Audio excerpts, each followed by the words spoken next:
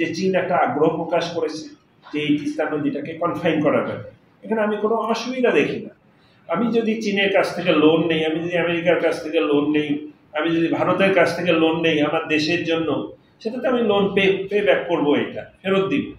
এইটা এখন এইটাকে পলিটিক্যাল ইস্যু বানানো হয়েছে যে চীন করবে, চীনের বাংলাদেশের মধ্যে ইনভেস্টমেন্ট ঢুকে যাচ্ছে, এইটা ভারত করলে, মানে আগে যেটা আগের সরকারের সময় যেটা ছিল, আমরা পরের দিকে যেটা বুঝলাম যে ভারত আগ্রহ প্রকাশ করে। তখন বিভিন্ন দেশ, বিভিন্ন সংস্থা, দাতা সংস্থা বলে, ওয়ার্ল্ড ব্যাংক অনেক সময় আমাদের বলছে তোমাদের এখানে ফান্ডিং করবো, এডিবি বলছে।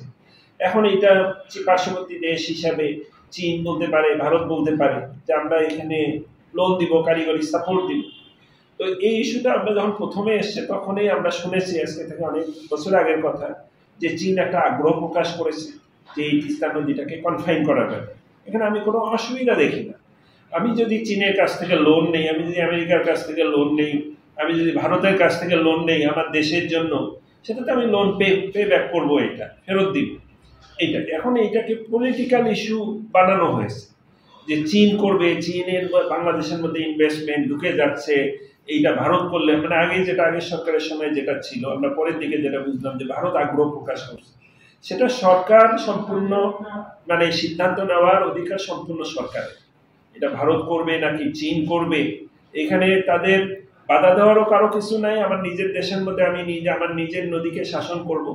আর এটা আমার নিজেরই ইচ্ছা যে আমি এখানে কোন দেশের কাছে এখানে আমি ঋণ নিব বা সহায়তা নিব। তো এইটাকে আমি বর্তমান সরকারকে অনুরোধ করবো এটাকে রাজনীতির মধ্যে না নিয়ে গিয়ে যেটা দেশের জন্য ভালো হয়, যেখান থেকে সাপোর্ট পেলে কিন্তু এটা বাস্তবায়ন করতে। যারা ধরেন আন্তর্জাতিক বিশেষজ্ঞ আর কি, বিভিন্ন রাজনৈতিক সম্পর্ক বিশেষজ্ঞ, আন্তর্জাতিক সম্পর্ক নিয়ে কাজ করেন, ওনারা এটা ভালো উত্তর দিতে পারবেন।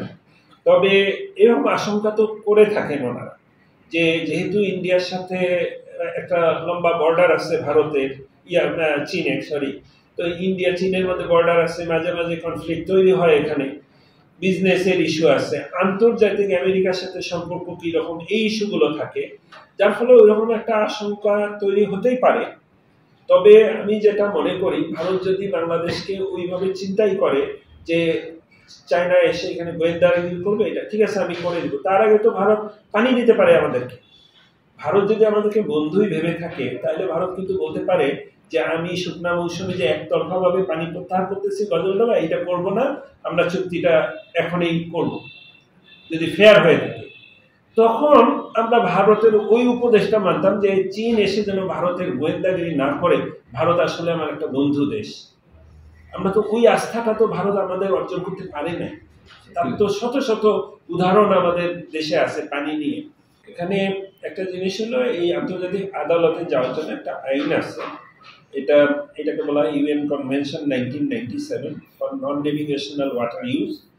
বিভিন্ন দেশের আন্তর্জাতিক নদীগুলো যে পানি কে কতটুকু বন্টন করবে এই বিষয়ে কিছু নির্দেশনা দেওয়া আছে। সেখানে বলা আছে কোনো উজানের দেশ একতরফা ভাবে পানি প্রত্যাহার, পানি আটকিয়ে রাখা এটা করতে পারবে না যদি সেটা ভাটির দেশের সমস্যা তৈরি করে। কোনো একটা ড্যাম, ব্যারাজ ওই যৌথ নদীতে করতে হলে উজানের দেশকে অবশ্যই ভাটির দেশের সাথে কনসাল্ট করতে হবে, প্রয়োজনে যৌথ স্টাডি করতে হবে, সমস্যা কি হবে সেটা সমাধান করে তারপর এটা করতে হবে। এখানে ভারত কোনোটাই মানছে না। শত শত হাজার হাজার ড্যাম, ব্যারাজ উজান নদীগুলোতে এই 54 নদীতে করা হয়েছে। তো এটা আপনারা জানেন। এখন আন্তর্জাতিক যে আইনটা, এই আইনের সাহায্য নিতে গেলে ওই আইনে বলা আছে যে আমরা ওই আইনের স্বাক্ষরকারী দেশ হইতে হবে এবং উজানের দেশও স্বাক্ষরকারী হইতে হবে। তো ওই আইনটা সম্ভবত 34টা দেশ স্বাক্ষর হইলে ওটা আইনে পরিণত হইতো। সেইটা আইনটা 1997 পরে 2014 সালে এসে আইনটা 34টা দেশ পূর্ণ হয়ে গেছে। এখন আইনটা কার্যকর, কিন্তু আমরা এই আইনের সুবিধা নিতে পারবো না, কারণ হলো আমরাও স্বাক্ষরকারী না ওই আইনে, বাংলাদেশ, ভারতও স্বাক্ষরকারী না। উভয়, আমরা যদি স্বাক্ষর করিও, ভারত স্বাক্ষর না করলেও আমরা এই আইনের আন্তর্জাতিক আদালতকে সুবিধা নিতে পারবো। এখন তাহলে উপায়টা কি? উপায়টা হলো যে আমার একটা হলো বাংলাদেশ স্বাক্ষরকারী হওয়া উচিত।